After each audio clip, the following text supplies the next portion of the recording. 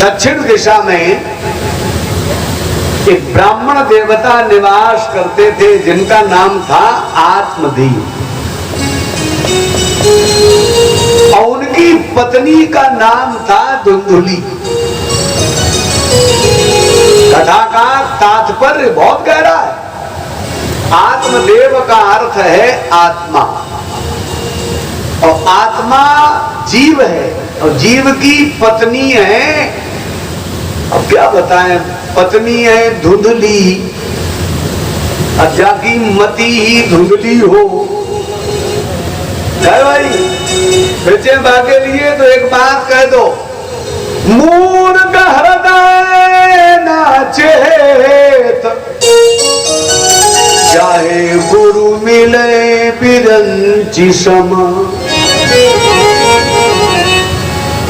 भैया ब्रह्मा उतर के आ जाए स्वर्ग से, लेकिन मूर्ख कभी संभलता नहीं।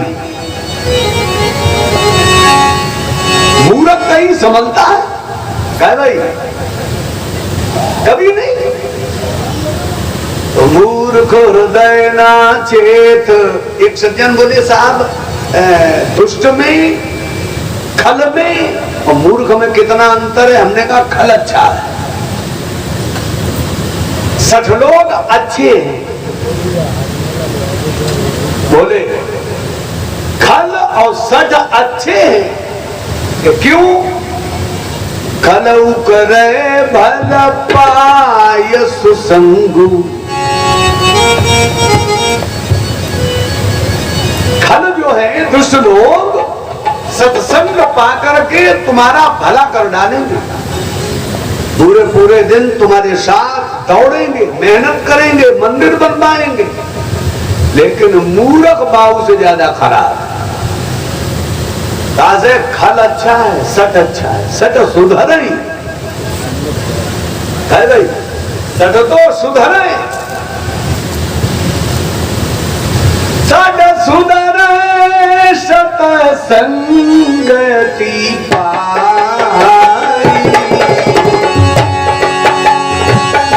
सट सुधरे सत संगति पाई।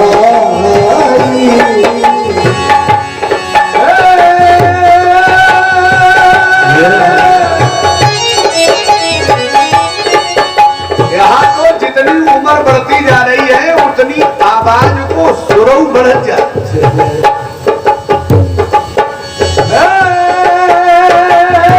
सद सुंदर सत्संग पाई।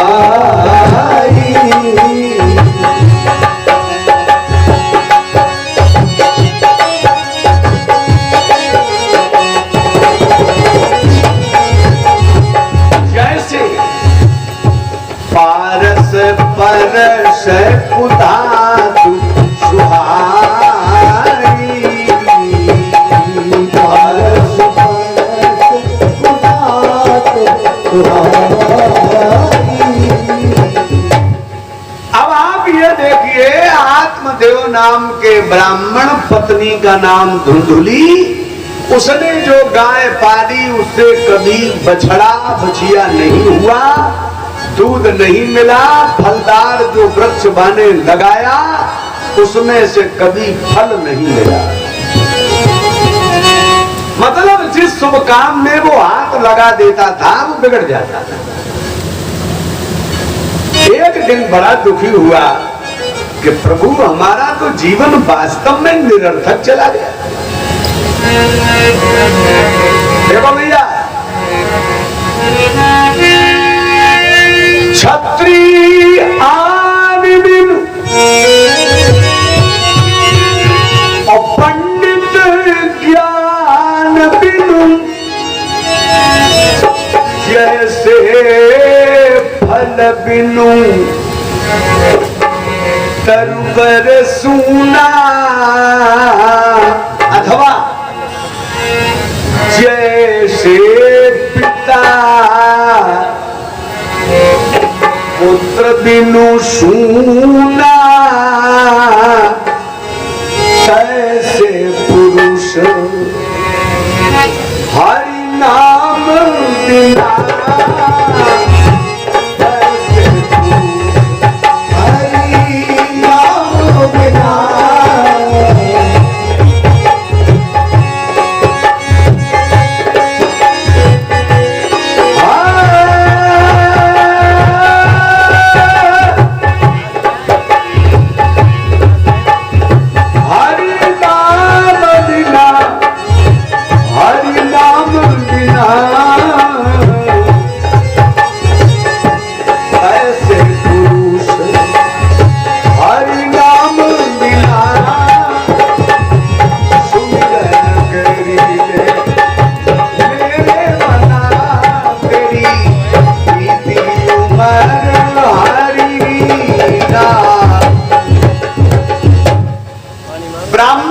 बुद्धि में आया कि घर बार सब छोड़कर अब भगवत भजन करना चाहिए। देखो प्राणी 2 ही बार त्याग करता है अथवा 2 ही बार जिंदगी में मरता है। या तो अति खुशी में मर जाता है, जाने कभी 2 रुपए न देखे हों और 2 करोड़ की लॉटरी निकल आए तो मारे खुशी के इतना हंसा कि पसरी गो खत्म हुई गो। और या अति दुख में वो तो बहुत बड़ी कृपा समझो, जैसे कि ऊपर पुत्र मरण का दुख आ जाए और उसके प्राण भगवान रक्षा कर रहे हैं। ये ब्राह्मण मरने के लिए वन में गया। एक सरोवर दिखाई पड़ा, तालाब बहुत बड़ा, और मन में खूब निश्चय कर लिया कि जाने डूब कर हम मर जाएंगे। तो जो शरीर को झुकाया डूबने के लिए, सो पीछे से आवाज आई, ठहरो, प्राण मत गमा देना। तो जो मुड़ करके देखा, मुहूर्तादपि तत्रैव सन्यासी कश्चिदागतः। एक सन्यासी महात्मा प्रकट हो गए। अब वो समझाने लगे कि ब्राह्मण देवता क्यों प्राण गमा रहे। बोले महाराज हमारे कोई संतान नहीं और हम जीना नहीं चाहते, और महाराज हम इतने दुखी हैं, गौ के भी बछड़ा हुआ नहीं और बिरले में भी फल लगा नहीं।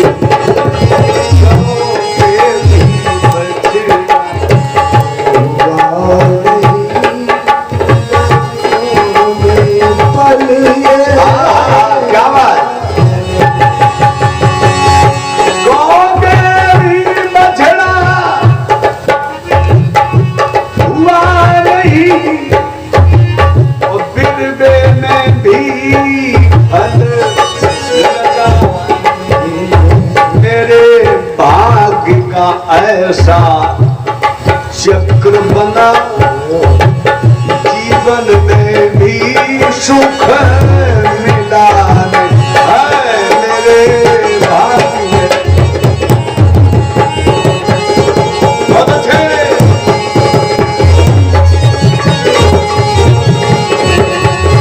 मेरे भाग्य का ऐसा चक्र बना,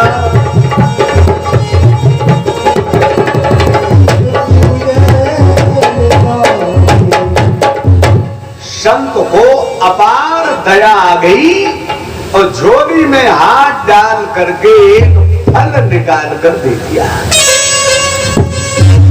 जाओ अपनी धर्म पत्नी को ये फल खिलाना और मेरा आशीर्वाद है पुत्र होगा। देखो संत कृपा अगर हो जाए, एक बड़ी बढ़िया बात हमें सामाजिक याद आ रही है। पता नहीं कैसे भाग्योदय हो।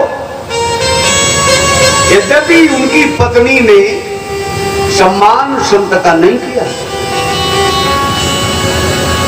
ब्राह्मण बेचारे मारे खुशी में आए कि हम फल पत्नी को देंगे, पत्नी खाएगी, पत्नी को गर्व होगा, पुत्र जन्म होगा, मेरा वंश बढ़ेगा। लेकिन धुंधुली ने झपट करके तो फल लिया। तो जब नहीं एक न एक कुछ न कुछ लेके आकर ला, मतलब खा लेने को दौड़ पड़ी। ला, अपनी बहन से बाने सलाह ली और जैसी धुंधुली तैसी बाकी बहन। एक बात और तुम्हें बताएं,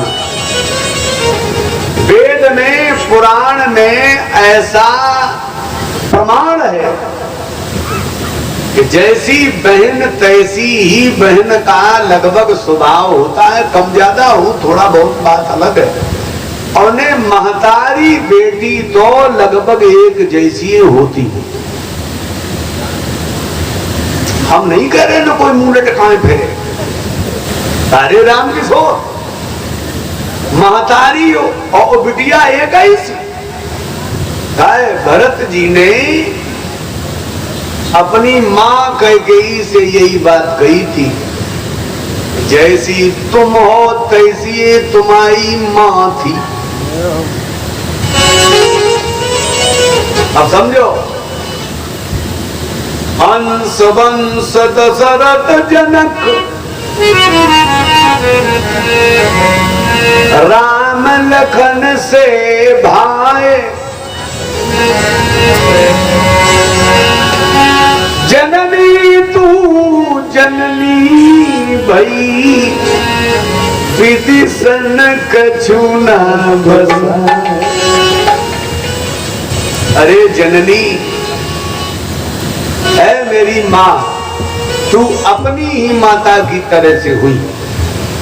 मतलब महतारी और बिटियन को लगभग स्वभाव एक ही जैसो हो। महतारी अगर लड़के में फर्स्ट डिवीजन है तो बनेगा और आगे ऑनेस्ट डिवीजन। बिटियो जहां जय ता नाम कहती है कि हमारी अम्मा थे हमका कमजोर। मानस पीयूष में कथा है कि राजा कह जो कैकेयी के पिता थे बड़े धर्मात्मा थे। एक दिन भोजन कर रहे थे बैठे। पहले भोजन के नियम बड़े अच्छे थे। हमेशा भगवान से निवेदन करने वाले कह राजा अपने चौके में बैठे, हाथ पैर धुले और भोग लगाया। तो दियम वस्तु गोविंदम तो भवेव समर्पय ग्रहण समको भूत्वा प्रसीद परमेश्वर। हे मेरे प्रभु, आपका ये सब प्रसाद। और थोड़ा जल दिया तो एक चींटी उनके भोजन के पास आई और बामे से एक कण, जितना उसके मुंह में, चींटी तो बहुत छोटा जीव है, वो लेके गई चौके के बाहर। दूसरी चींटी बोली ये मुझे दे दो, तुम दूसरा ले आ। मैंने कहा तुम क्यों नहीं जा रही? बोले तुम्हें पता नहीं है, हम पूर्व जन्म की मेहतरानी हैं। राजा बहुत पवित्र है,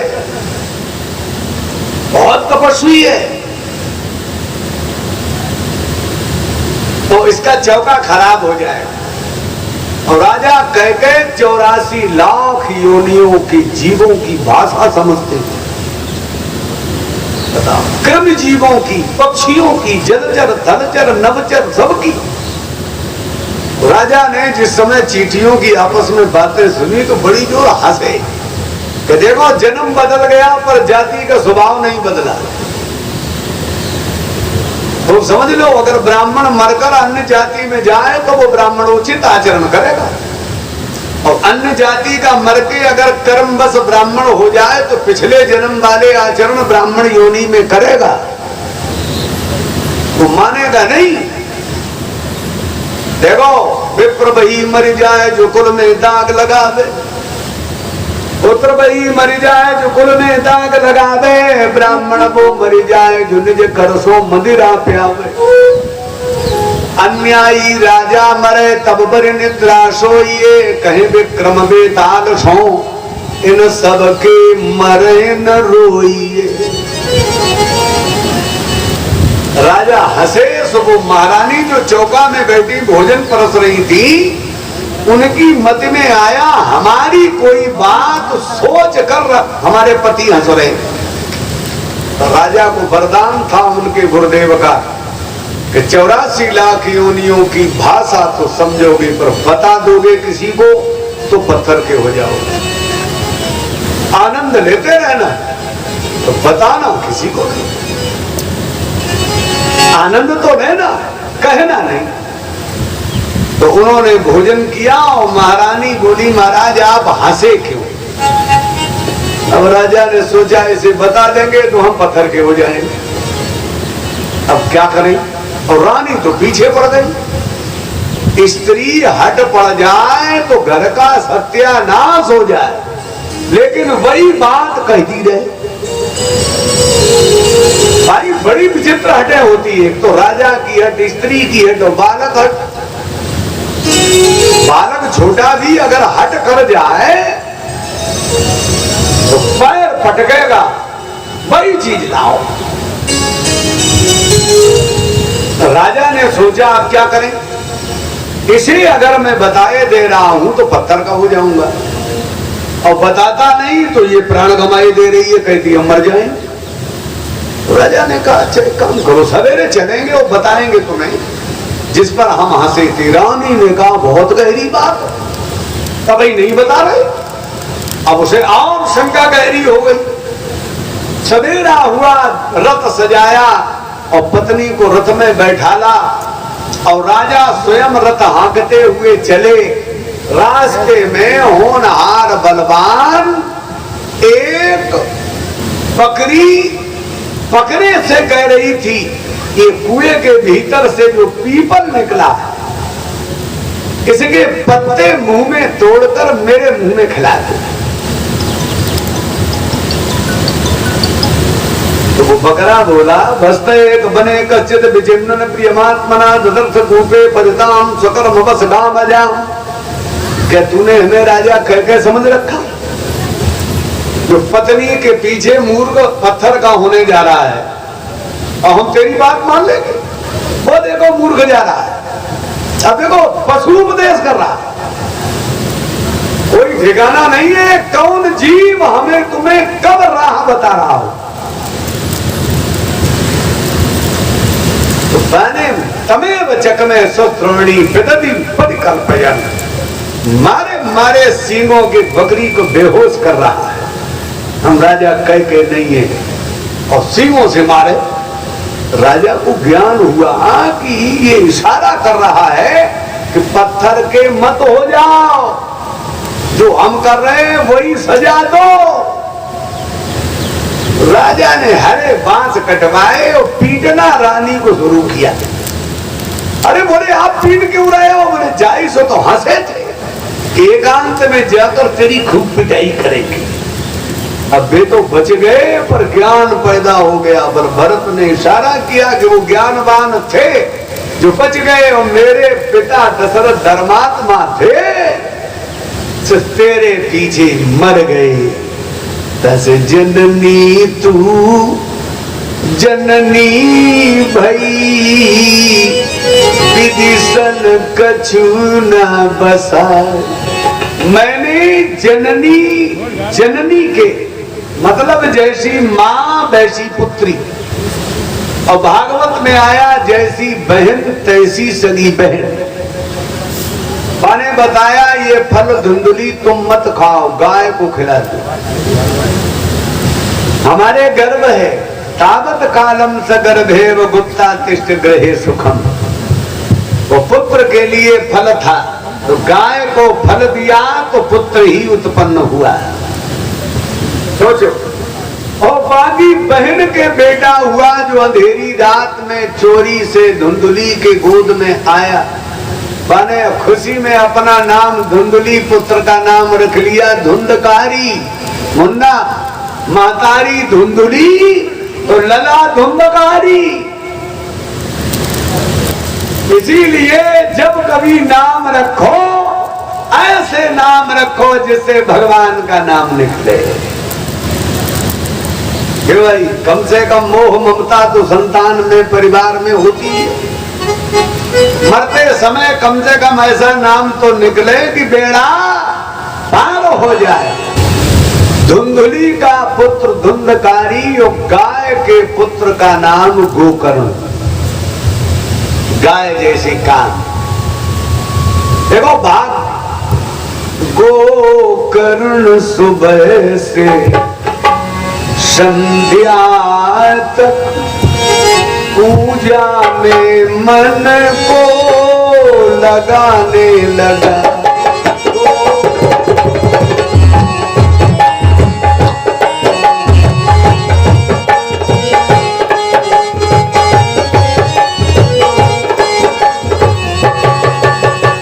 खल नीच धुंधकारी लेकिन सब पाप कर्म ही करने।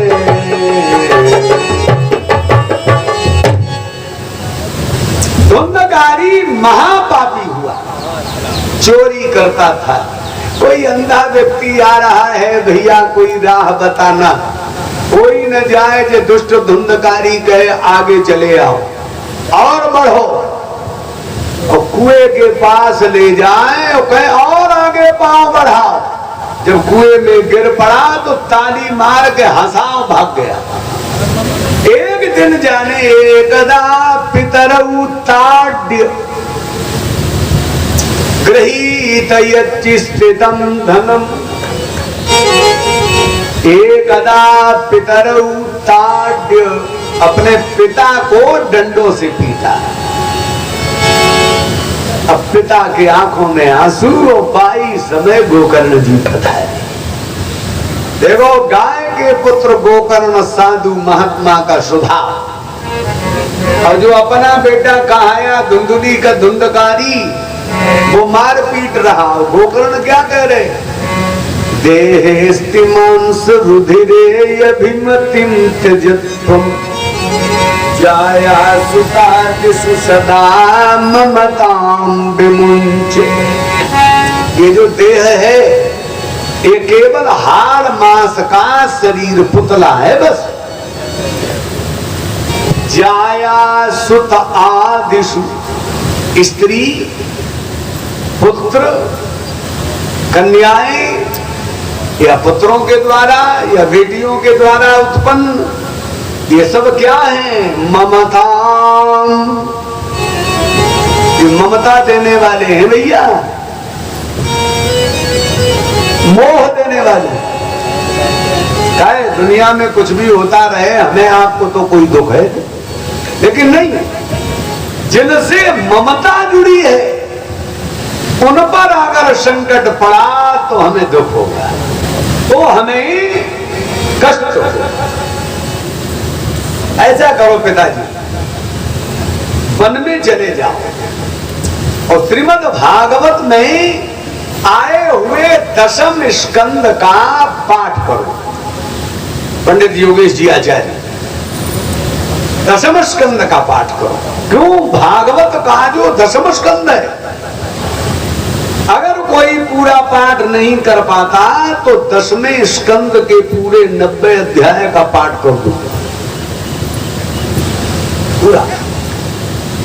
प्राण है भगवान के, युक्तो हरेर अनुदिनम परिचर्यमासम। दशमत से पाठा ब्राह्मण आत्मदेव ने वन में जाकर के दशम स्कंद का पाठ प्रारंभ किया। और गोकर्ण जी ने, इन्होंने देखा कि हमारे मन का परिवार है नहीं। देखो, जब अपनी कोई सुनने वाला न हो उस जगह को छोड़ देना चाहिए। बरबल बास नरक करता था, ये तो नरक का निवास है। जहां मन की तृप्ति न हो, बरबल बास नरक करता था, दुष्ट संग जनु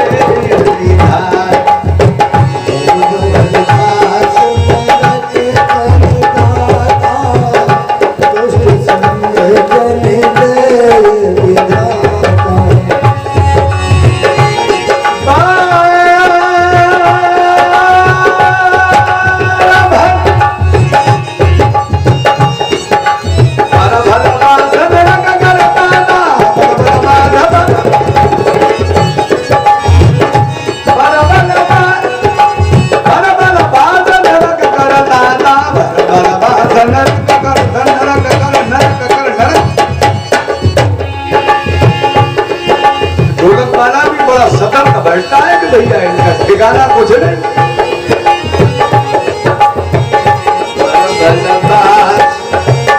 नरक करता था दुष्ट संग जनु तेरे।